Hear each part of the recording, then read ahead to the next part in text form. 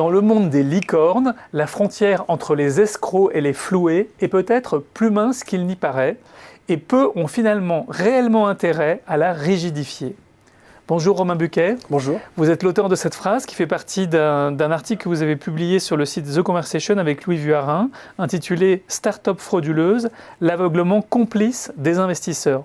Et vous êtes doctorant à l'ESCP.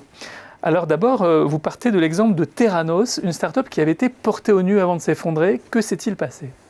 Alors il y a eu un scandale retentissant ces dernières années aux États-Unis, dont on a eu que peu d'écho en France, et qui pourtant nous invite à porter un nouveau regard sur les startups.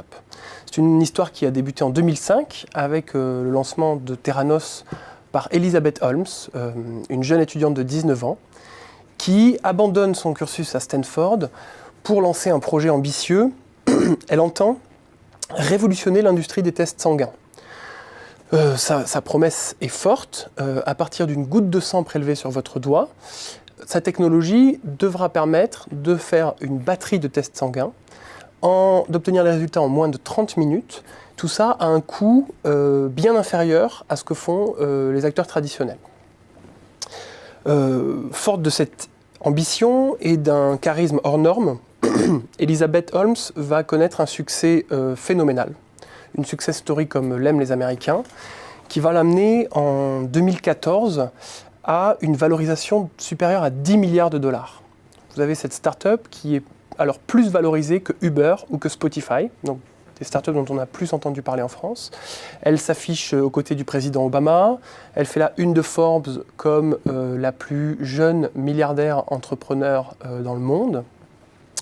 Et c'est un conte de fées. Un conte de fées qui prend brusquement fin en octobre 2015, suite à la parution d'un article dans le Wall Street Journal, une enquête qui montre que tout ceci n'est qu'une vaste escroquerie, que Theranos est une coquille vide, que la technologie n'a jamais marché et que les tests qui étaient réalisés par la start-up étaient en fait réalisés sur d'anciennes machines Siemens qui étaient cachées dans les bureaux de Theranos.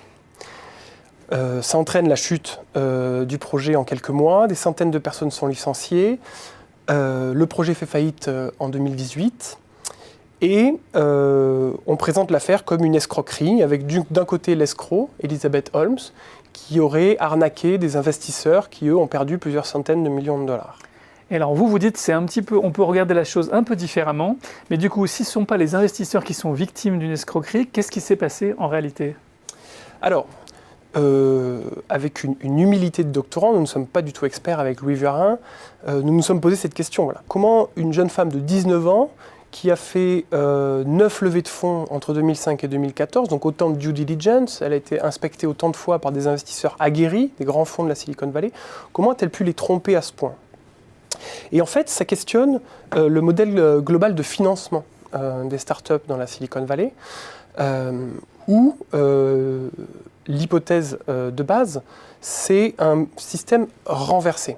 Les investisseurs, les chasseurs de licornes, donc ces licornes sont ces startups valorisées plus d'1 milliard de dollars, vont avant tout gagner de l'argent avec l'arrivée d'autres investisseurs dans les projets dans lesquels ils investissent.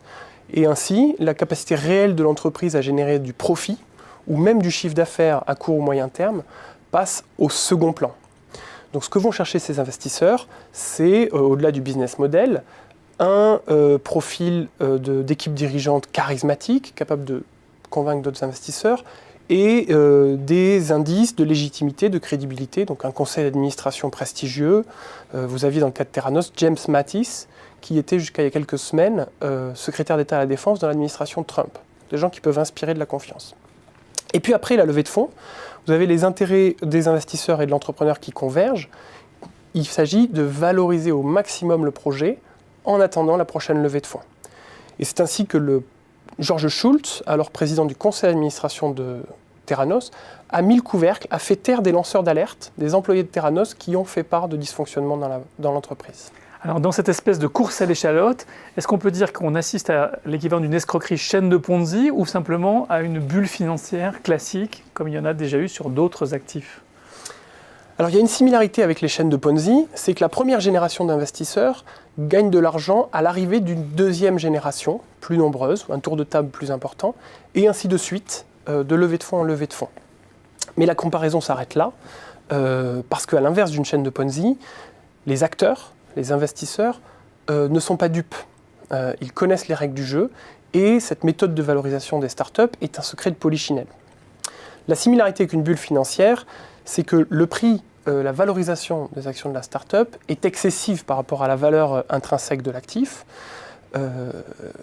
La différence avec une bulle, c'est qu'il n'y a pas d'effet de contagion, il n'y a pas d'effet systémique. Quand Theranos fait faillite, elle n'entraîne pas avec elle d'autres startups du secteur. Les investisseurs ont diversifié leur portefeuille, ils gèrent leurs risques, et un peu à la manière de joueurs du casino, ils ont perdu leur mise d'un côté. Avec les jetons qui restent, ils peuvent aller investir sur d'autres machines. Et c'est tout le paradoxe. Eh bien, merci Romain Buquet pour votre éclairage sur cette affaire et sur ses conséquences. Merci à vous.